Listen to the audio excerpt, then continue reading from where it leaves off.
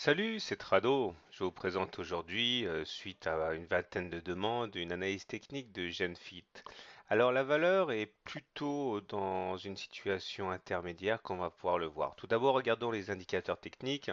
Le stochastique est bien orienté puisqu'il est au-dessus de son signal. Nous avons un MACD qui est dans une situation par contre plutôt défavorable avec un chiffre négatif en dessous de son signal. En plus, on a en train de préparer un non-croisement, c'est-à-dire que le MACD fonçait vers son signal pour changer d'avis et repartir vers le bas. Ça, c'est pas très bon. Et le momentum, quant à lui, est positif. Donc on voit que nous sommes dans une situation assez intermédiaire. Ce qui s'explique d'ailleurs, on le verra, par la présence d'un triangle symétrique de sommet, j'y reviendrai dans une minute. Comme pour compliquer encore la tâche, nous sommes en dessous d'une moyenne mobile à 20 séances baissières et en dessous d'une moyenne mobile à 7 séances baissières, ce qui également n'est pas très positif.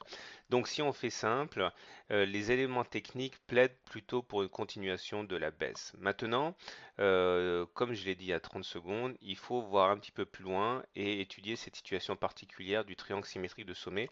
Et conformément à mon habitude, je vous propose pour ce faire un petit tutoriel, question d'y voir un petit peu plus clair.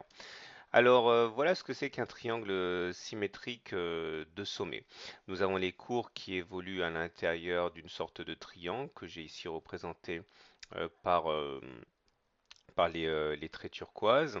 Et il faut savoir que dans ce genre de situation, les statistiques montrent qu'on est généralement en faveur d'une sortie haussière. C'est le cas dans 2 fois sur 3. La sortie baissière se passera uniquement dans 1 fois sur 3. Et il faut savoir que lors de cette sortie par le haut que l'on retrouve statistiquement, dans 4 fois sur 5, il y aura un pullback, c'est un retour sur le haut du triangle avant de repartir vers le haut. C'est aussi une situation qui est assez fiable puisque les fausses cassures ne sont que 2 fois sur 10. C'est-à-dire que les cas où on sortirait et puis qu'on reviendrait ensuite invalidant la figure sont assez rares. Alors, lorsque la sortie se fait par le haut, voilà comment on calcule l'objectif. On prend la hauteur maximale du triangle qu'on reporte à partir du point de cassure et ça nous donne l'objectif.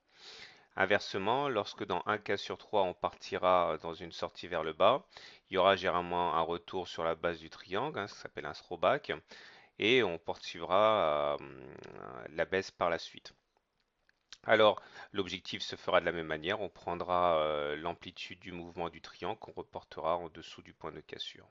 Alors, si j'en parle, vous avez compris pourquoi, c'est parce que nous sommes effectivement dans un triangle symétrique de sommet. Il suffit de deux contacts pour que le triangle soit valable. Là, pour l'instant, on a bien défendu la base du triangle, mais la dynamique fait qu'on a de quoi s'inquiéter.